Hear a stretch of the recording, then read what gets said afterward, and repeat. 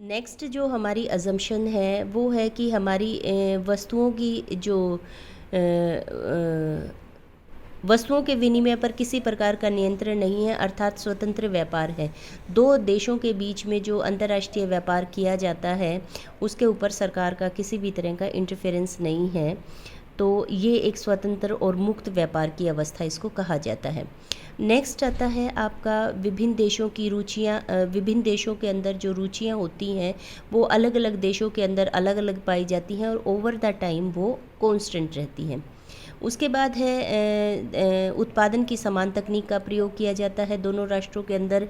Same production function चलने का मतलब है टेक्नोलॉजी भी दोनों राष्ट्रों के अंदर सेम प्रयोग की जाती है। उसके बाद नेक्स्ट है कि there is no transportation cost, क्योंकि ट्रांसपोर्टेशन कॉस्ट लागतों में अंतर का निर्माण करती है। तो अभी हमने थ्योरी को समझने के लिए इसको कांस्टेंट माना है।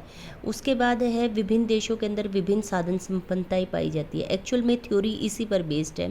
हेक्सर ओलिन कहते हैं कि असल के अंदर जब हम राष्ट्रों का अध्ययन करते हैं तो हम पाते हैं कि अलग अलग राष्ट्र में अलग अलग साधन अलग अलग मात्रा में पाए जाते हैं। जैसे हम एम्पिरिकली भी बात करते हैं, जैसे इंडिया की पॉपुलेशन है, इंडिया की पॉपुलेशन बहुत ज़्यादा है, तो यहाँ पर लेबर जो है वो लेबर अधिक मात्रा में पाई जाती है। तो यहाँ पर जो फैक्टर एंडोवमेंट है वो लेबर की ज़्यादा मात्रा है। फैक्टर कौन सा फैक्टर? Labour factor. और कितनी क्या पाई जाती है? उसकी अधिकता भारत के अंदर पाई जाती है क्योंकि पॉपुलेशन अधिक है। इसी तरीके से हम अमेरिका की अगर बात करते हैं, विकसित देशों की अगर हम बात करते हैं, तो वहाँ पर पूंजी की अधिकता पाई जाती है, यानी कि वो कैपिटल एंडोव्ड कंट्रीज़ है, वहाँ पर पूंजी की मात्रा अधिक मात्रा में है बजाय कि लेबर के। उसके बाद है वस्तुओं को उनकी साधन प्रधानता फैक्टर इंटेंसिटी के रूप में वर्गीकृत किया जाता है। कुछ वस्तुएं ऐसी होती हैं जो लेबर इंटेंसिव होती हैं, कुछ वस्तुएं ऐसी होती हैं जो कैपिटल इंटेंसिव होती हैं। लेबर इंटेंसिव का मतलब है कि उनके बनाने के अंदर हम जो साधन प्रयोग करते हैं उसमें लेबर की मात्रा अधिक रहती है। जबकि कुछ वस्तुएं ऐसी होती हैं जैसे घड़ी की अगर हम बात करते हैं तो वो कैपिटल इंटेंसिव है, क्योंकि उसके बनाने के अंदर किस चीज़ के ज़्यादा प्रयोग किया जाता है? पूंजी का, मशीनों का अधिक प्रयोग किया जाता है। तो वो कहते हैं कि इस प्रकार से हम वस्तुओं को श्रम प्रधान और पूंजी प्रधान वस्तुओं के अंदर वर्गीकृत कर सकते हैं, बांट सकते हैं। लास्ट जो इसकी अजम्पशन है वो ये मानकर चलते हैं कि सभी वस्तुओं का उत्पादन फलन प्रथम डिग्री का समरूप उत्पादन फलन है। Production function are homogeneous of first degree. Production function of homogeneous of first degree का मतलब है कि यहाँ पर उत्पादन के जो प्रतिफल का नियम हमने किया था, घटते प्रतिफल, बढ़ते प्रतिफल और स्थिर प्रतिफल, तो जब इसकी डिग्री 1 होती है तो इसका मतलब होता है कि हमें पैमाने के स्थिर प्रतिफल प्राप्त हो रहे हैं, कि यदि साधनों को दुगना कर दिया जाए तो उत्पादन भी दुगना हो जाएगा। हमने पढ़े हैं साधन के प्रतिफल, घटते प्रतिफल और बढ़ते प्रतिफल में क्या होता है? घटते में जितने हम साधन बढ़ाते हैं उस अनुपात में हमारा उत्पादन कम बढ़ता है, और बढ़ते प्रतिफल में जितना हम साधन बढ़ाते हैं उत्पादन हमारा उससे अधिक बढ़ता है। मतलब कि अगर हम साधनों को दुगना कर दें और हमारी आउटपुट भी दुगनी हो जाए तो वो स्थिर पैमाने के प्रतिफल हैं। अगर हमें दुगने से कम उत्पादन बढ़े तो हमारा वो घटते प्रतिफल है, और अगर हमारा ये दुगने से ज़्यादा बढ़ जाए तो ये बढ़ते प्रतिफल है। तो ये असम्पशन ये मानकर चलती है कि हमें पैमाने के स्थिर प्रतिफल प्राप्त होंगे, कि यदि हम साधनों को दुगना कर दें तो हमारा उत्पादन भी दुगना हो जाएगा। जिस अनुपात में हम साधनों को बढ़ाएंगे उसी अनुपात में हमारा उत्पादन भी बढ़ जाएगा। तो इस सिद्धांत की हम व्याख्या करते हैं। ओलिन के अनुसार अंतर्राष्ट्रीय व्यापार और अंतर क्षेत्रीय व्यापार में ज़्यादा अंतर नहीं होता। अंतर क्षेत्रीय व्यापार जो है अंतर्राष्ट्रीय व्यापार की ही एक विशेष स्थिति होती है, और इस सिद्धांत को व्याख्या करने के लिए वो फैक्टर एंडोवमेंट की बात करता है कि अलग अलग राष्ट्रों के अंदर अलग अलग साधन जो है उपलब्ध होते हैं, इसीलिए आवश्यक साधन सापेक्षिक रूप से अधिक मात्रा में पाए जाते हैं, उपलब्ध होते हैं। एक क्षेत्र में उन वस्तुओं के उत्पादन के लिए उपयुक्त नहीं होता जिनके उत्पादन के लिए ऐसे साधनों का अधिक मात्रा में आवश्यकता होती है, जो कि वहाँ कम मात्रा में पाए जाते हैं, बिल्कुल उपलब्ध नहीं होते। इस प्रकार विभिन्न क्षेत्रों की विभिन्न वस्तुओं के उत्पादन करने की क्षमता अधिक अलग अलग होती है, क्योंकि जिस राष्ट्र के अंदर जो साधन अधिक मात्रा में पाया जाता है वो उससे बनने वाली वस्तुओं को ही कम लागत पर तैयार कर पाता है। तो इसी वजह से वो कहता है कि अंतर क्षेत्रीय व्यापार के साथ अंतर्राष्ट्रीय व्यापार का भी मुख्य कारण क्या है, साधन उपलब्धता के अंदर जो विभिन्नता पाई जाती है। ओहलिन के अनुसार अंतर क्षेत्रीय व्यापार के होने का हमेशा तात्कालिक कारण है वस्तुओं घर में पैदा की जाने की अपेक्षा बाहर से मुद्रा के रूप में सस्ती खरीदी जा सकती हैं, और यही अंतर्राष्ट्रीय व्यापार का भी कारण है। एक्सचर ने भी लिखा, ये हम फर्स्ट चैप्टर में कर चुके हैं कि अंतर क्षेत्रीय और अंतर्राष्ट्रीय व्यापार के अंदर अंतर है या अलग अलग पाया जाता है। तो the effect of the foreign trade on the distribution of income के अंदर एक्सचर कहते हैं, तुलनात्मक लागत सिद्धांत का समर्थन करते हुए यह माना था कि अंतर्राष्ट्रीय व्यापार तुलनात्मक लागतों के कारण ही होता है, परंतु इन लागतों में अंतर क्यों पाया जाता है, यह सिद्धांत जो तुलनात्मक लागत का सिद्धांत था वह इस बिंदु की व्याख्या करने में असफल रहा है। तो इस प्रश्न का उत्तर देते हुए उन्होंने कहा कि असल में उन लागतों में अंतर दो कारणों से पाया जाता है। नंबर एक तो दो देशों में उत्पादन साधनों की संपन्नता में अंतर पाया जाता है, और दूसरा क्या है, यही बात बार बार आएगी, और दूसरा है विभिन्न वस्तुओं के उत्पादन के लिए साधनों के विभिन्न अनुपातों में अंतर पाया जाता है। जो मैंने अभी आपको यहाँ पर बताया था कि किसी के अंदर लेबर ज़्यादा लगती है, किसी के अंदर कैपिटल ज़्यादा लगती है, तो दोनों वस्तुओं के अंदर जो फैक्टरी इंटेंसिटी है वो अलग अलग पाई जाती है, और दो राष्ट्रों के बीच में उन साधनों की उपलब्धता भी अलग अलग पाई जाती है। तो इसी वजह से फैक्टरी एंडोवमेंट के कारण ही कोई भी राष्ट्र जो है, ये इस पैराग्राफ में यही बताया गया है जो मैं आपको पहले भी बता चुकी हूँ कि इसको हम एग्जांपल देके समझ सकते हैं कि भारत के अंदर ये मानकर, भारत के अंदर पॉपुलेशन ज़्यादा, जनसंख्या अधिक है, तो सीधी सी बात है यहाँ लेबर बहुत सस्ती है। अमेरिका के साथ जब कंपैरिजन करते हैं तो वहाँ पर एक होम घर के अंदर मेड को रखना कि वो घर पे आकर काम कर जाए वो बहुत महंगा है, बजाय कि उससे सस्ता क्या पड़ेगा कि आप एक बर्तन धोने की डिश वाशर जो है वो ख़रीद लो, वो डिश वाशर सस्ती पड़ेगी और आपको एक मेड घर पे काम करने के लिए लगाने के लिए वो महंगी पड़ेगी, क्योंकि वहाँ लेबर मिलती ही नहीं है, लेबर महंगी है। तो जबकि इंडिया की अगर हम बात करें तो हमारे लिए 1500-2000 के अंदर एक मेड को हायर करना कि वो रोज़ सुबह शाम आकर बर्तन मांज जाए, साफ़ कर जाए, वो ज़्यादा सस्ता है बजाय कि एक 50-60 हज़ार का डिश वाशर ख़रीदने के। ये एक सिंपल एग्जांपल बताया है। तो कहने का मतलब है कि वहाँ पर क्योंकि जनसंख्या कम है तो वहाँ पर लेबर को हायर करना बहुत महंगा काम है बजाय कि मशीनों को ख़रीदने के। और इंडिया के अंदर बात करें तो फैक्टरी एंडोवमेंट क्या है, लेबर ज़्यादा मात्रा में है तो लेबर यहाँ पर सस्ती है, लेबर को हायर करना ज़्यादा आसान है बजाय कि वो काम मशीनों से करवाने के। तो सीधी सी बात है, लेबर यहाँ पर प्रचुर मात्रा में है। इंडिया के अंदर कौन सा फैक्टर अधिक मात्रा में है, वो है लेबर। तो लेबर यहाँ पर ज़्यादा होने के कारण, प्रचुर मात्रा में होने के कारण लेबर क्या होती है, सस्ती होती है।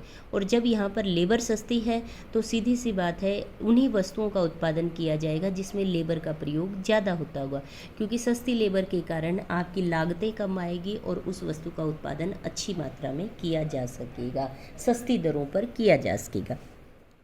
तो इसी बात को साधन प्रचुरता या दुर्लभता का कीमत मापदंड जो है वो आपकी इस रेशो के द्वारा दिखाया गया है। इन्होंने यहाँ पर जो एग्जाम्पल लिया है, एग्जाम्पल के अंदर इन्होंने मैंने 2:2 मॉडल था, तो दो राष्ट्र कौन से लिए हैं, जर्मनी और भारत। दो वस्तुएं कौन सी ली है, एक इन्होंने कॉटन शर्ट ली है, दूसरी इन्होंने वॉचेस ली है, ठीक है। और साधन कौन से लिए हैं, यहाँ पर जो शर्ट्स हैं, कॉटन शर्ट जो है वो लेबर इंटेंसिव टेक्निक से बनाई जाती है, उसके अंदर लेबर ज़्यादा प्रयोग होता है, जबकि जो घड़ी है, घड़ी कैपिटल इंटेंसिव है और उसको घड़ी को किसकी मदद से बनाया जाता है, मशीनों की मदद से ज़्यादा बनाया जाता है। और दो साधन क्या हैं, एक कैपिटल लिया है पूंजी और दूसरा क्या लिया है, लेबर लिया है। अब दोनों वस्तुओं को इन्होंने किससे रिप्रेजेंट किया है, कॉटन शर्ट को इन्होंने सी से रिप्रेजेंट किया है, एस से, शर्ट को एस से रिप्रेजेंट किया है और वॉचेस को डब्ल्यू से रिप्रेजेंट किया है। और जो लेबर है उसको उसको एल से, लेबर को एल से रिप्रेजेंट किया है और कैपिटल को के से रिप्रेजेंट किया है। और एक जर्मनी है और एक इंडिया है। तो वो कहता है कि दोनों साधन, कौन से साधन है, एक कैपिटल है और लेबर है। तो कैपिटल, सीधी सी बात है, इंडिया के अंदर पॉपुलेशन ज़्यादा है तो यहाँ पर लेबर क्या होगी, सस्ती होगी। लेबर क्या होगी, सस्ती होगी। यानी कि लेबर का प्राइस वेजेस होते हैं, या फिर इसको पीएल से रिप्रेजेंट कर सकते हैं। और जो पूंजी है, पूंजी का प्राइस को हम पीके से रिप्रेजेंट करते हैं। और ये इसी तरीके से जर्मनी के अंदर है। जर्मनी के अंदर क्या है, पूंजी सस्ती है, लेबर महंगी है। लेबर क्योंकि कम मात्रा में है तो लेबर का प्राइस, जो चीज़ कम होती है उसकी कीमतें ज़्यादा होती हैं, जो चीज़ें ज़्यादा मात्रा में होती हैं उसकी कीमतें ज़्यादा रहती हैं। जो कम मात्रा में होती है उसकी कीमतें ज़्यादा रहती हैं, और जो ज़्यादा मात्रा में होती हैं उसकी कीमतें कम रहती हैं। तो जर्मनी के अंदर पूंजी ज़्यादा मात्रा में है तो पूंजी की कीमतें कम होंगी और लेबर की कीमतें ज़्यादा होंगी। तो यहाँ पर देखिए डिनोमिनेटर पीएल की वैल्यू ज़्यादा है, पीके की वैल्यू कम है। तो इसका पीके ओवर पीएल की जो रेशो होगी जर्मनी में, उसकी वैल्यू कम आएगी। इंडिया के अंदर अगर हम बात करते हैं तो इंडिया के अंदर पूंजी की, क्योंकि पूंजी एक रेयर फैक्टर है, मतलब कि कम मात्रा में उपलब्ध साधन है, उसकी एंडोमेंट कम है, तो इंडिया के अंदर क्या रहेगा, लेबर की जो कीमत है वो तो कम रहेंगी, और जो पूंजी है, पूंजी की कीमतें क्या रहेंगी, ज़्यादा रहेंगी। तो पीके ओवर पीएल की रेशो, क्योंकि पीके ज़्यादा है, पीएल कम है, तो इसकी रेशो ज़्यादा रहेगी। और जर्मनी के अंदर इन दोनों की रेशो, ऊपर पूंजी और नीचे लेबर लेते हैं, तो इसकी रेशो कम रहेगी। तो तुलनात्मक लागतों में अंतर किस वजह से हुआ, साधन कीमतों में अंतर के कारण हुआ। किसकी वजह से हुआ है, क्योंकि साधनों की कीमतों में अंतर है। और साधनों की कीमत में अंतर क्यों है, क्योंकि साधनों की जो उपलब्धता है उस राष्ट्र के अंदर वो अलग अलग है। तो इसीलिए दोनों राष्ट्रों के अंदर जो साधन कीमत है, साधनों की उपलब्धता के कारण साधनों की कीमतों में अंतर पाया जाता है। अब इस सिद्धांत को व्याख्या करने के लिए उन्होंने ये डायग्राम दिखाया है। अब इस डायग्राम में दिखाया गया है कि किस प्रकार अंतर्राष्ट्रीय व्यापार और अंतर्राष्ट्रीय व्यापार से पहले और अंतर्राष्ट्रीय व्यापार के बाद किस प्रकार से स्थितियां दोनों राष्ट्रों के अंदर रहती हैं। देखने में मुश्किल लग रहा है, लेकिन ये मुश्किल नहीं है कर्व, ये बहुत आसान कर्व है।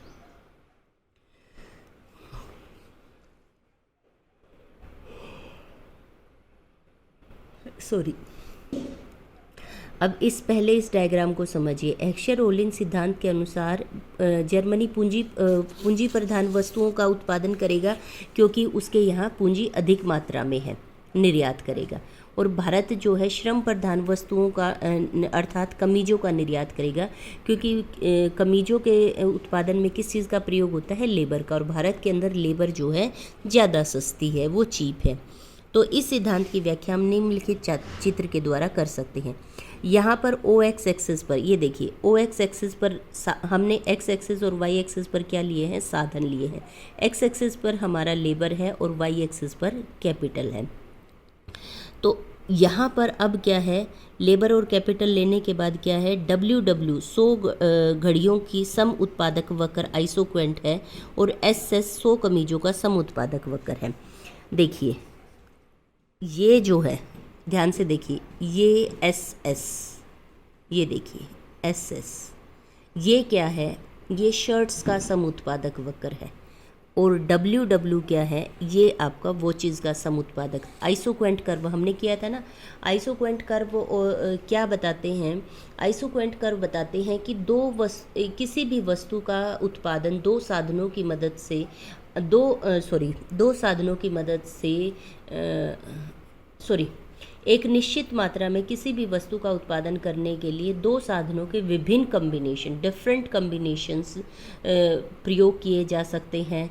उसको ज़्यादा मशीनों से भी बनाया जा सकता है, और उसको ज़्यादा लेबर की मदद से भी, पूंजी की मदद से भी बनाया जा सकता है। आप देखिए, सिर्फ यहाँ पर हम WW कर्व की बात करते हैं, WW कर्व की, ठीक है। अगर हम यहाँ पर H पॉइंट पर उत्पादन करते हैं WW पर, तो इसका मतलब है पूंजी का अधिक प्रयोग है, लेबर का प्रयोग यहाँ पर केवल OM है, जबकि पूंजी का FO कर सकते हैं। इसी तरीके से यदि हम इस WW कर्व पर इस R बिंदु पर उत्पादन करते हैं, देखो वही WW है, 100 घड़ियों का ही उत्पादन है। H बिंदु पर करते हैं तो पूंजी का अधिक प्रयोग है, लेबर का प्रयोग कम है। पूंजी का तो देखिए इतना सारा प्रयोग हो जाता है और लेबर का केवल OM तक प्रयोग होता है। और अगर हम इसका R बिंदु पर उत्पादन करते हैं, R बिंदु पर 100 ही कड़ियों का, तो हम पूंजी का तो केवल ON इकाई का प्रयोग करते हैं और लेबर का हम OG अमाउंट लेबर का प्रयोग करते हैं। तो आइसोक्वेंट कर्व क्या है? आइसोक्वेंट कर्व दो साधनों के विभिन्न कम्बिनेशंस को दिखाने वाला कर्व होता है, जो कि हम एक निश्चित स्तर का किसी वस्तु का उत्पादन करने के लिए प्रयोग कर सकते हैं। जैसे हमने WW का देखा, उसी तरीके से हम SS का भी निकाल सकते हैं। यदि SS पर शर्ट पर हम J पॉइंट पर उत्पादन करते हैं तो मशीनों से ज़्यादा प्रयोग है, लेबर का प्रयोग कम है।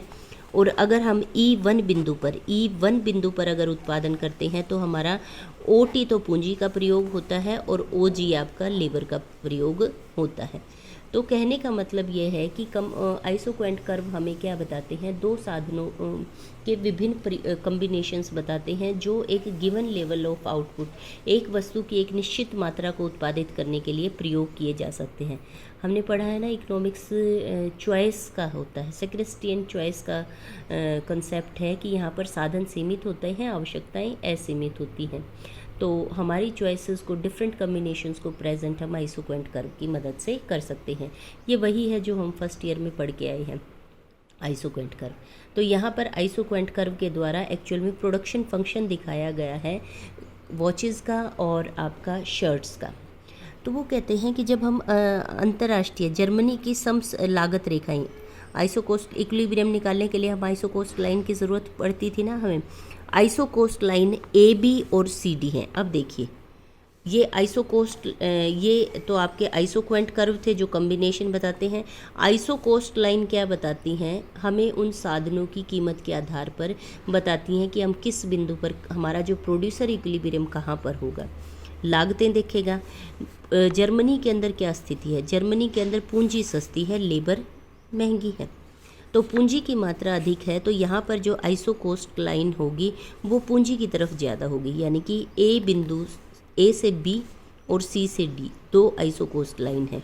ये A से B जो है वो तो होती है शर्ट्स के लिए, जो J बिंदु पर टच करती है, और जो आपकी CD लाइन है, CD का आइसोकोस्ट लाइन है, वो है आपकी वॉचेस के लिए। वॉचेस को वो H बिंदु पर टच करती है। देखिए दोनों ही वस्तुएं, W हो चाहे S हो, जर्मनी के अंदर जब हम बात करते हैं तो दोनों ही साधनों में, शर्ट्स की बात करें तो पूंजी का प्रयोग कितना है? OF है, और वॉचेस की बात करें तो भी OF है। लेबर की बात करें तो शर्ट्स के लिए तो ये है OM1 और वॉचेस के लिए कितना है? OM है। यानी कि दोनों के केस में पूंजी की मात्रा ज़्यादा प्रयोग की जा रही है और लेबर की मात्रा कम प्रयोग की जा रही है, क्योंकि जर्मनी जो है कैपिटल इंटेंसिव कंट्री है, वहाँ पर कैपिटल सस्ती है और लेबर महंगी है। इसी तरीके से अगर हम इंडिया की आइसोकोस्ट लाइन ड्रा करते हैं तो यहाँ पर देखिए लेबर की मात्रा ज़्यादा है, पूंजी की मात्रा कम है। लेबर सस्ती है तो लेबर की मात्रा ज़्यादा है, पूंजी महंगी है तो उसकी मात्रा हम क्या करेंगे? कम प्रयोग करेंगे। तो वॉचेस को वो टच करती है R बिंदु पर। वॉचेस के लिए जो इक्विलिब्रियम है, प्रोड्यूसर इक्विलिब्रियम, वो R बिंदु पर है, और शर्ट्स के लिए इक्विलिब्रियम कहाँ पर है? E1 बिंदु पर है। दोनों ही केस में देखिए लेबर की क्वांटिटी OG प्रयोग होती है और पूंजी की मात्रा जो है ON और OT प्रयोग होती है। यानी कि लेबर की मात्रा अगर हम जर्मनी के कंपैरिजन में देखें, जर्मनी के अंदर तो केवल OM और OM1 थी, जबकि यहाँ पर OG है। M और M1 से तो G की मात्रा ज़्यादा है। और पूंजी की मात्रा अगर हम देखते हैं तो जर्मनी के अंदर पूंजी की मात्रा OF तक है, जबकि इंडिया के अंदर पूंजी की मात्रा OT और ON तक है।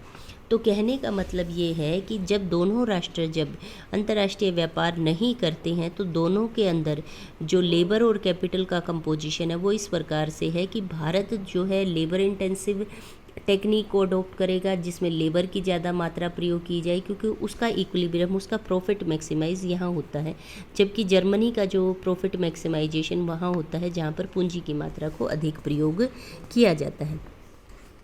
तो यह वक्र OY एक्सिस को अधिक झुकी हुई है, जिससे ज्ञात होता है कि जर्मनी में पूंजी अपेक्षाकृत अधिक देखो स्टीप है ये, वाई एक्सिस पर कम है, एक्स एक्सिस पर ज़्यादा है, तथा श्रम अपेक्षाकृत महंगा है, जिसकी जो महंगा होता है उसकी हम कम मात्रा खरीद सकते हैं।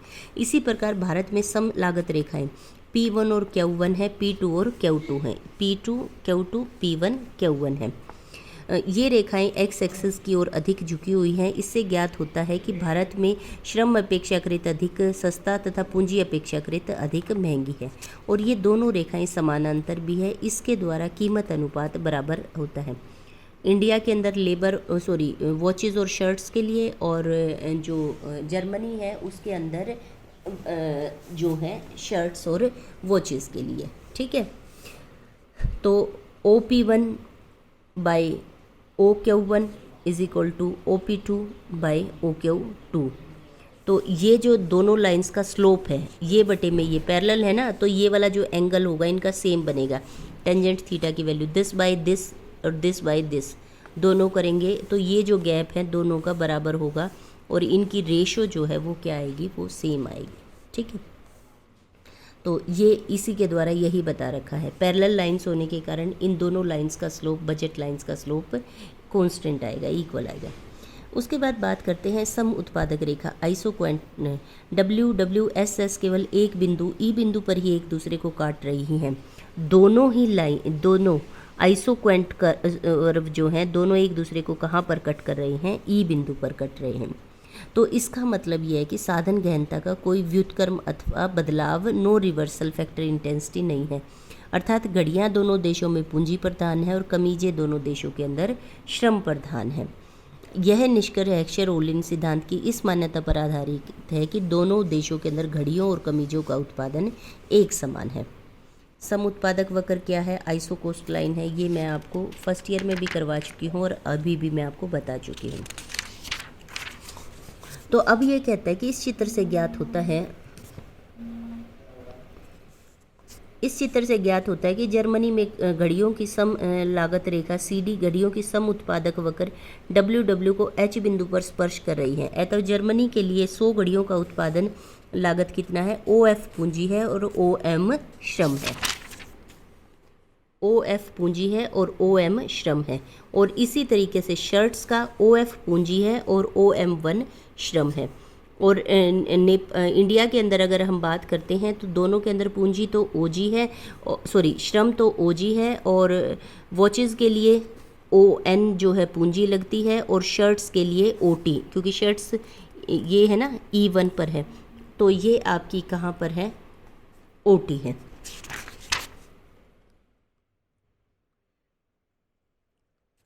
तो उपरोक्त विवरण से ज्ञात होता है कि भारत में घड़ियों और कमीजों की श्रम लागत जो है OG है, परंतु घड़ियों की पूंजी लागत ON और OT अलग अलग है। अतः कमीजों की पूंजी लागत ON माइनस OT NT कम है। ये देखिए, ये ON और ये OT, ये जो गैप है ये क्या है कि अगर हम बात करते हैं वॉचेज़ के अंदर पूंजी की ज़्यादा आवश्यकता है और शर्ट्स के अंदर पूंजी की कम आवश्यकता है। तो सीधी सी बात है, इंडिया के अंदर पूंजी जिस वस्तु में कम लगेगी, श्रम दोनों के अंदर बराबर है, श्रम तो दोनों के अंदर OG है, लेकिन अगर पूंजी की बात करें तो शर्ट्स के उत्पादन में कम लगती है। शर्ट्स के उत्पादन में कम लगती है तो सीधी सी बात है, भारत के लिए क्या फ़ायदेमंद है, शर्ट्स का निर्यात करना ज़्यादा फ़ायदेमंद है। और इसी तरीके से अगर हम जर्मनी की बात करते हैं, जर्मनी के अंदर दोनों वस्तुओं के उत्पादन में पूंजी कितनी लगती है, OF लगती है। और श्रम की अगर बात करते हैं, वॉचेज़ के लिए OM लगता है और शर्ट्स के लिए OM1 लगता है। तो ये जो गैप है, ये वाला जो गैप है M और M1 का बीच का जो गैप है, ये गैप आपका शर्ट्स के अंदर ज़्यादा लेबर लगती है और वॉचेज़ के अंदर श्रम कम लगता है। यानी कि शर्ट्स जो है वहाँ पर लेबर है तो लेबर इंटेंसिव, लेकिन अगर हम बात करते हैं तो जर्मनी के अंदर लेबर ऑलरेडी बहुत महंगा है, तो उनके लिए फ़ायदेमंद क्या है कि वो ऐसी वस्तु का उत्पादन करें जिसमें लेबर कम लगता है। तो शर्ट्स और वॉचेज़ का दोनों का कंपैरिजन करते हैं तो वॉचेज़ W देखो यहाँ पर H पॉइंट पर टच कर रही है, तो यहाँ पर श्रम की जो एम्प्लॉयमेंट है, रिक्वायरमेंट है, वॉचेज़ के लिए OM है, जबकि शर्ट्स के लिए OM1 है। तो OM1 ज़्यादा है, OM कम है, तो MM1 का गैप है। तो जर्मनी के लिए फ़ायदेमंद है कि वो OM जिस कम लेबर जिस वस्तु के उत्पादन में रिक्वायर्ड है वो उसमें स्पेशलाइजेशन करे, और वो किस में है, वॉचेज़ में। तो लेबर के जर्मनी के लिए फ़ायदेमंद है कि वो किस चीज़ का उत्पादन करे, वो वॉचेज़ का उत्पादन करे। उपरोक्त विवरण से स्पष्ट है कि कीमत मापदंड के अनुसार जर्मनी में पूंजी के अपेक्षाकृत सस्ता होने के कारण वहाँ से पूंजी प्रधान वस्तुओं अर्थात घड़ियों का निर्यात किया जाएगा। इसके विपरीत भारत में श्रम के अपेक्षाकृत सस्ता होने के कारण यहाँ से श्रम प्रधान वस्तुएं अर्थात कमीजों का निर्यात किया जाएगा। और इसके मापदंड क्या है, जो मैंने पहले आपको टेबल करवाई थी ये वही है।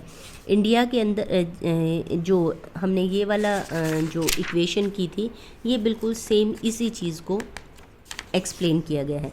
जर्मनी के अंदर पूंजी सस्ती है तो ऊपर वाला डिनोमिनेटर की वैल्यू कम रहेगी, न्यूमरेटर की वैल्यू ज़्यादा रहेगी।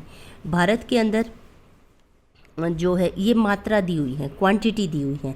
पूंजी अधिक मात्रा में है, लेबर कम मात्रा में है। भारत के अंदर पूंजी कम मात्रा में है, लेबर अधिक मात्रा में है। जर्मनी के अंदर पूंजी अधिक है, लेबर कम है।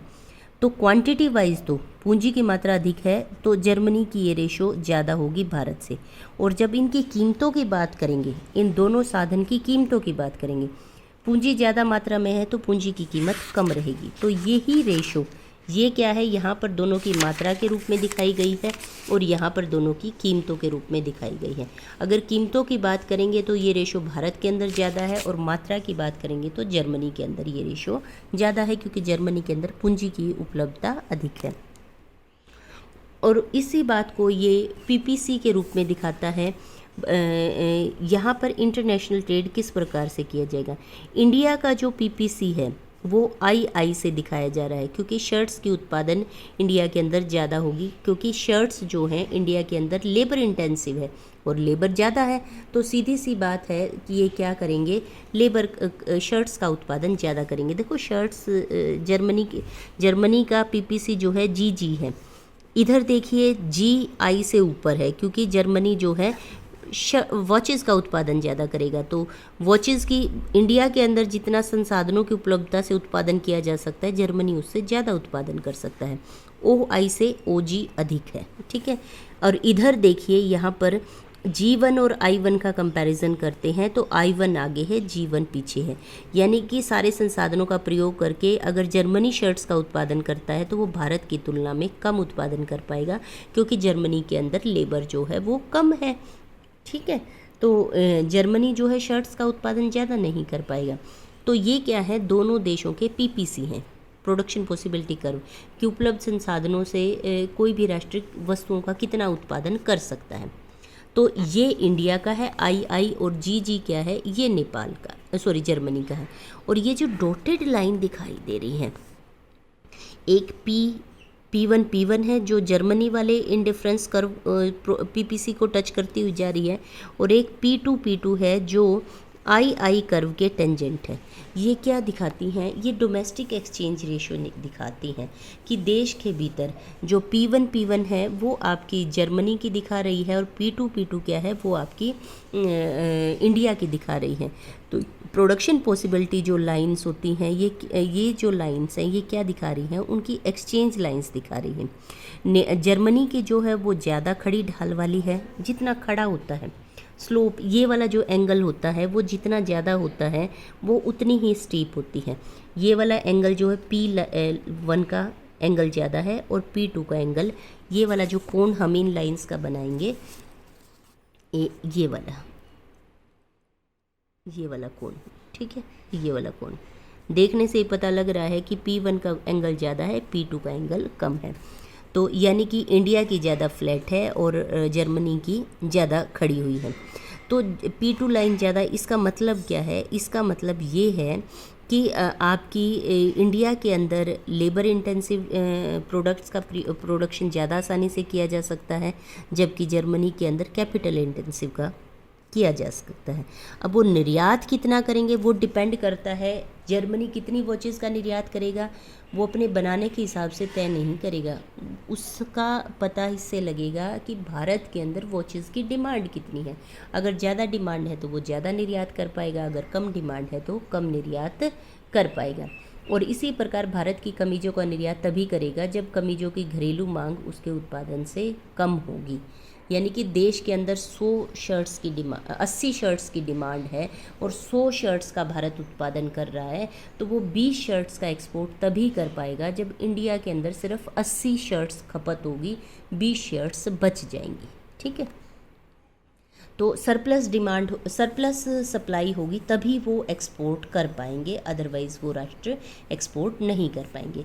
उसके बाद फैक्टर प्राइस इक्वलिटी है। फैक्टर प्राइस इक्वलिटी क्या कहती है? फैक्टर प्राइस इक्वलिटी कहती है कि दो राष्ट्रों के बीच में जब ये व्यापार चलता रहता है, यानी कि इंडिया और जर्मनी की हम यहाँ पर बात करें कि जर्मनी उसको वॉचेस देता रहता है, जर्मनी वॉचेस का एक्सपोर्ट करता रहता है और इंडिया शर्ट्स का एक्सपोर्ट करता रहता है, तो ये प्रक्रिया चलती रहेगी।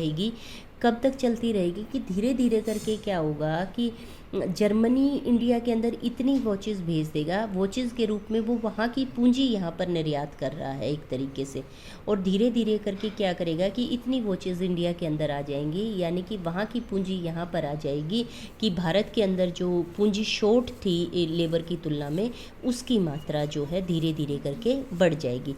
और इसी तरीके से जो आपका इंडिया है, इंडिया शर्ट्स का एक्सपोर्ट कर रहा है, तो शर्ट्स के एक्सपोर्ट के साथ साथ वो क्या कर पाएगा, वो एक्चुअल में शर्ट्स के एक्सपोर्ट के रूप में, वो शर्ट्स में कौन सा साधन प्रयोग हो रहा है? लेबर, तो वो शर्ट्स के रूप में एक्चुअल में लेबर का एक्सपोर्ट कर रहा है और धीरे धीरे करके वो जो लेबर है इंडिया से जा रही है कहाँ पर? जर्मनी की तरफ, और धीरे धीरे करके लेबर की जो मात्रा है इंडिया के अंदर, इंडिया से उसकी मूवमेंट किस तरफ हो जाएगी? जर्मनी की तरफ हो जाएगी, और वहाँ पर जो लेबर की शॉर्टेज थी वो धीरे धीरे करके वहाँ पर बढ़ती चली जाएगी, क्योंकि उनको शर्ट्स इतनी मिल गई है तो लेबर सस्ती हो गई है उनके वहाँ पर भी, क्यों? लेबर के हाथ का बना हुआ सामान उनके पास धीरे धीरे करके एक्यूमुलेट होता जा रहा है, इकट्ठा होता जा रहा है।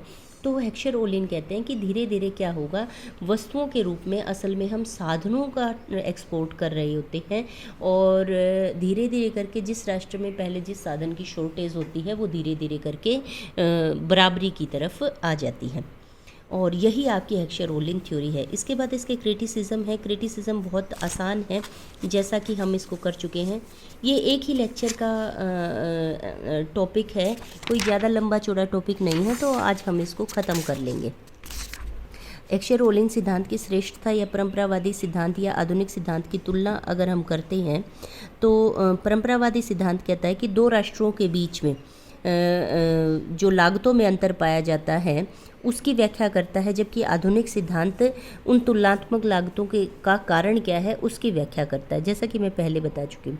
उसके बाद परंपरावादी सिद्धांत श्रम के मूल्य पर आधारित है जो अवास्तविक है, जबकि हेक्सचर ओलिन सिद्धांत मुद्रा लागत पर, वो साधनों की कीमतों की बात करता है, लागतों को मुद्रा के रूप में मापता है, इसलिए ये अधिक वास्तविक है। उसके बाद क्या है कि इन दोनों का तुलनात्मक अध्ययन आपको आ जाता है, तो आप दोनों सिद्धांतों की पहले व्याख्या करेंगे, फिर इनके पॉइंट्स निकालेंगे उनकी व्याख्या से। तीसरा ये कहता है कि परंपरावादी सिद्धांत केवल श्रम को ही उत्पादन का महत्वपूर्ण साधन मानता है, जबकि हेक्सचर ने तो लेबर और कैपिटल दोनों की बात की है। उसके बाद परंपरावादी सिद्धांत पार्शियल सिद्धांत है, क्योंकि इसमें केवल श्रम मूल्य का ही अध्ययन किया गया है, परंतु ओलिन ने मूल्य के सामान्य जनरल इक्विलिब्रियम को इसका जो है आधार बनाया है। उसके बाद है परंपरावादी सिद्धांत अंतर्राष्ट्रीय व्यापार तथा घरेलू व्यापार को एक दूसरे से बिल्कुल अलग मानता है, परंतु ओहोलिन के अनुसार अंतर्राष्ट्रीय व्यापार वास्तव में अंतरक्षेत्रीय व्यापार का ही एक अति विशिष्ट रूप है। यह एक अधिक वास्तविक विचारधारा है। उसके बाद है ओहोलिन का सिद्धांत परंपरावादी सिद्धांत से श्रेष्ठ है, क्योंकि इसके अनुसार अंतर्राष्ट्रीय व्यापार के ढांचे का मुख्य आधार साधनों की पूर्ति में पाया जाने वाला अंतर है। वो कारण बताता है कि लागतों में अंतर किस वजह से होता है, क्योंकि फैक्टर एंडोमेंट में साधन संपन्नता में अंतर पाया जाता है, इसलिए ये ज़्यादा रियलिस्टिक है। उसके बाद ये कहता है कि परंपरावादी सिद्धांत केवल वस्तुओं के सापेक्षिक मूल्य का अध्ययन करता है, उन्होंने तो केवल बात की कि गेहूं का मूल्य कितना है और चावल का मूल्य कितना है। इसने कहा कि पूंजी का मूल्य कितना है और लेबर का मूल्य कितना है, तो ये अधिक वास्तविक स्थिति है। उसके बाद परंपरावादी सिद्धांत दो देशों के मध्य होने वाले व्यापार के लाभ का वर्णन करता है और ये मुख्य रूप से कल्याणकारी सिद्धांत है, जबकि आधुनिक सिद्धांत अंतर्राष्ट्रीय व्यापार के आधार का वर्णन करता है। वो ये नहीं कहता कि ये कल्याणकारी है या नहीं है, वो कहता है कि भी ऐसे होता है। अब कौन सा राष्ट्र कितना उससे लाभ कमा पाएगा वो डिपेंड करता है कि उनकी बार्गेनिंग पावर कितनी है। उसके बाद इसने उत्पादन फलन की भिन्नता की बात की है, जबकि ओहलिन जो है कहता है कि उत्पादन फलन की समानता होती है दोनों राष्ट्रों के अंदर। दो वस्तुओं के उत्पादन फलन तो अलग अलग होते हैं, परंतु एक वस्तु शर्ट चाहे वो अमेरिका में चाहे वो जर्मनी में बने और चाहे वो इंडिया के अंदर बने, दोनों वस्तुओं का जो उत्पादन फलन होगा वो सेम होगा। दोनों के अंदर यहाँ पर भी 3 लेबर लगेंगी, वहाँ पर भी 3 इकाई लेबर की लगेंगी। 2 इकाई पूंजी की यहाँ लगेंगी, 2 इकाई पूंजी की वहाँ लगेंगी शर्ट का उत्पादन करने में। ठीक है, आपके यहाँ लेबर सस्ता है तो आप लेबर लगा लीजिए उसमें, और कैपिटल सस्ती है तो कैपिटल लगा लो आप। ठीक है, तो वो कहता है कि 2 वस्तुओं का तो उत्पादन फलन अलग अलग होगा, लेकिन एक वस्तु का दोनों राष्ट्रों में उत्पादन फलन समान रहेगा। उसके ये एक बहुत बड़ी विशेषता है। उसके बाद है ओहलिन के सिद्धांत में स्पष्ट किया गया है कि अंतर्राष्ट्रीय व्यापार के कारण वस्तुओं की कीमतों और साधनों की कीमतों में समानता की प्रवृत्ति पाई जाती है। उसने कहा कि धीरे धीरे करके उनमें समानता आ जाती है, तो रियलिस्टिक है। उसके बाद लास्ट में बोलता है कि आर्थिक आधुनिक सिद्धांत अंतर्राष्ट्रीय व्यापार के स्थान तत्व स्पेस फैक्टर को ध्यान रखता है, जबकि स्पेस फैक्टर का मतलब होता है कि वो स्थान निश्चित स्थान पर जो साधन की उपलब्धता है वो अलग अलग होती है, तो स्पेशियल फैक्टर्स को ये कंसीडर करता है। इसके बाद इस सिद्धांत की भी कुछ आलोचनाएं हैं जो अवास्तविक मान्यताएं हैं। 2-2-2 2:2:2 अंतर्राष्ट्रीय व्यापार में कभी केवल दो राष्ट्र 2 वस्तुएं और 2 ही साधन नहीं होते, बहुत सारे साधन मिलकर इसका जो है उत्पादन करते हैं, किसी भी वस्तु के उत्पादन में प्रयोग होते हैं। और बहुत सारे देशों के बीच में होता है कि भारत जो है शर्ट का निर्यात केवल जर्मनी को नहीं करेगा, वो इंग्लैंड को भी करेगा और वो अमेरिका को भी करेगा, और इसी तरह से जर्मनी भी वॉचेज़ केवल इंडिया को नहीं देगा, वो बाकी सभी देशों को भी देगा। और इंडिया और जर्मनी के अंदर केवल 2 ही वस्तुओं का आयात निर्यात नहीं किया जाएगा, इसके साथ बहुत सारी वस्तुओं का आयात निर्यात किया जाता है। तो ये अवास्तविक मान्यताएं हैं। इसके साथ साथ पूर्ण प्रतियोगिता और पूर्ण रोजगार की मान्यताएं भी अवास्तविक हैं। उसके बाद नेक्स्ट आता है, सबसे इम्पोर्टेंट है लियोनटिफ पैराडॉक्स होता है। लियोनटिफ क्या है? लियोनटिफ एक अर्थशास्त्री थे। इन्होंने 1947 को आधार वर्ष मानकर अमेरिका के अंदर 192 उद्योगों के लिए इनपुट आउटपुट टेबल तैयार की थी। इनपुट आउटपुट टेबल का मतलब ये है कि किस वस्तु के उत्पादन में कौन कौन से साधन लगे, वो इनपुट है, और उसका आउटपुट कितना आया, कितने साधन लगकर कितना आउटपुट आया, तो वो टेबल इन्होंने बाकायदा से पूरी बनाई थी। और उसमें ये पाया गया कि वो क्या कहते हैं, अमेरिका जो है कैपिटल इंटेंसिव कंट्री है, वहाँ पर पूंजी की मात्रा जो है वो अधिकाय मात्रा में है। उसके बावजूद भी क्या कर रहा है अमेरिका जो है, अमेरिका को तो एक्शर-ओहलिन थ्योरी के हिसाब से भी जो साधन अधिक है उस साधन से बनने वाली वस्तुओं का निर्यात करना चाहिए, और वहाँ पर पूंजी अधिक है तो पूंजी के प्रयोग से बनने वाली जो कैपिटल इंटेंसिव वस्तुएं हैं उनका निर्यात अधिक करना चाहिए।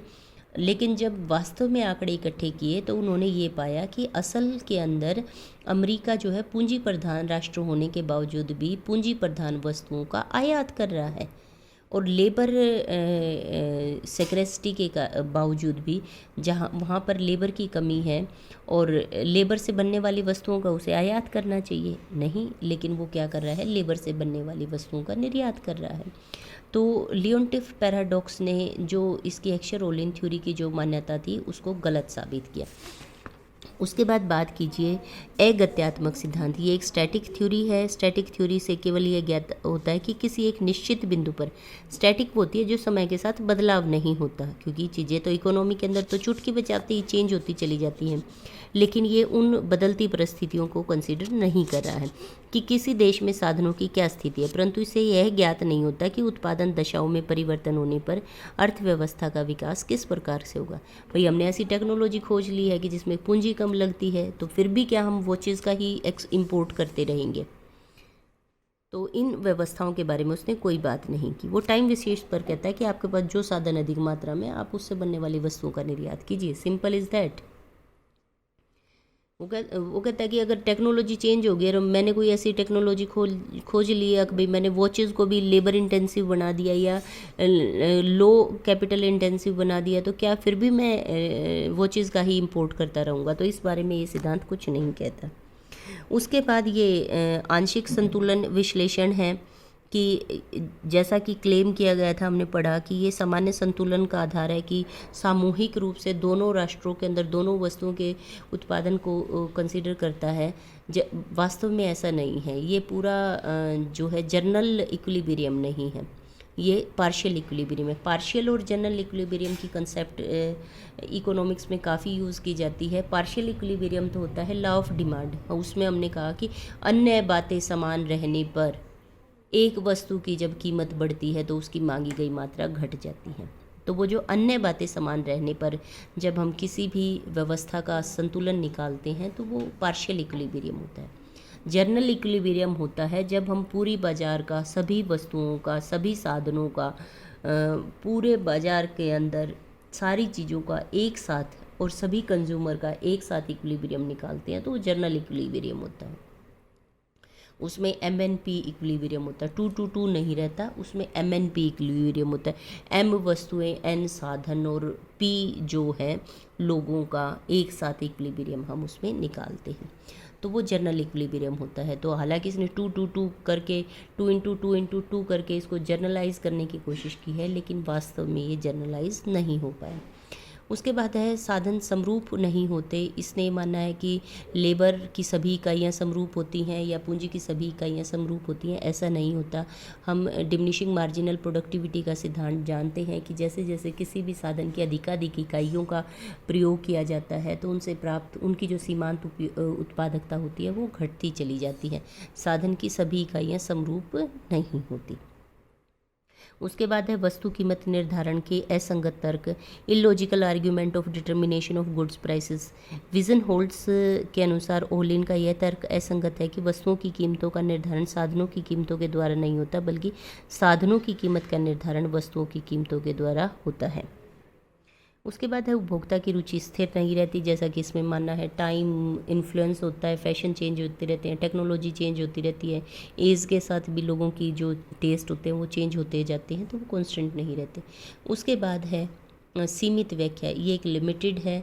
इसमें साधन के गुणों में भिन्नता, उत्पादन की तकनीक में भिन्नता, पैमाने के बढ़ते प्रतिफल आदि तत्वों की अवहेलना की गई है। और लास्ट ये है कि ये जो सिद्धांत है कि अंतर्राष्ट्रीय व्यापार के कारण साधन कीमतों में समानता स्थापित हो जाती है और अंतर्राष्ट्रीय व्यापार ही समाप्त हो जाएगा, जबकि वास्तव में ऐसा नहीं होता, क्योंकि अंतर्राष्ट्रीय व्यापार तो साधन कीमतों में पाए जाने वाले अंतर के कारण ही संभव होता है। इसलिए सिद्धांत के जो निष्कर्ष हैं वो अंतर विरोधी हैं। तो ये सिद्धांत आपका कंप्लीट हो गया। इसमें आपको लास्ट एक क्वेश्चन करना है। ये क्वेश्चन है आपका, अंतर्राष्ट्रीय व्यापार के एक्सर-ओलिन सिद्धांत की आलोचनात्मक व्याख्या करनी है। आपको मूल्यांकन करना है या इसकी आलोचनात्मक व्याख्या करनी है। क्वेश्चन नंबर 4 आप इसका ले सकते हैं, ठीक है। और क्वेश्चन नंबर 5 है, एक्सर-ओलिन का सिद्धांत रिकार्डो के सिद्धांत से किस प्रकार श्रेष्ठ है। 4th क्वेश्चन जब आप करेंगे तो ये 11 पॉइंट नहीं लिखेंगे, और जब आप 5th क्वेश्चन करेंगे तो इसमें आपको रिकार्डियन थ्योरी की भी व्याख्या करनी पड़ेगी। तो ये 2 क्वेश्चंस आपको इसमें करने हैं, और आप इसको जो है गूगल क्लासरूम पे सारी लड़कियां ये अपना लेक्चर, ये अपनी जो है क्वेश्चंस अपलोड कर लें। पिछले चैप्टर का भी क्वेश्चन मैंने आपको बताया था, जो रिकार्डियन मॉडल था उसमें भी मैंने आपको बताया था कि अंतर्राष्ट्रीय व्यापार के लागतों के तुलनात्मक सिद्धांत की रेखा आलोचनात्मक व्याख्या करनी है। क्वेश्चन नंबर 5 आपको इसकी करनी है। तो 3 टॉपिक मैं आपको करवा चुकी हूँ, 3 चैप्टर। एक तो अंतर्राष्ट्रीय और अंतर क्षेत्रीय व्यापार में क्या अंतर होता है, वो चैप्टर मैं करवा चुकी हूँ। वहाँ के क्वेश्चंस मैं आपको बता चुकी हूँ, 2 क्वेश्चंस हैं वहाँ पर। दूसरा जो है आपका रिकार्डियन थ्योरी, और तीसरा मॉडर्न थ्योरी मैंने आपको करवा दिया है। इन तीनों क्वेश्चंस के तीनों चैप्टर्स के 5 क्वेश्चंस बनते हैं। कल मैं आपको वीडियो नहीं भेजूँगी। कल और आज का दिन है तो विद इन 2 डेज़ 3 डेज़, आज आप वेडनेसडे हो गया है, सैटरडे तक सारी लड़कियां ये वहाँ पर अपलोड कर दें क्वेश्चंस गूगल क्लासरूम पे। आपकी अटेंडेंस उसी को कंसिडर की जाएगी और उसी के हिसाब से आपकी इंटरनल असेसमेंट की जाएगी। ओके।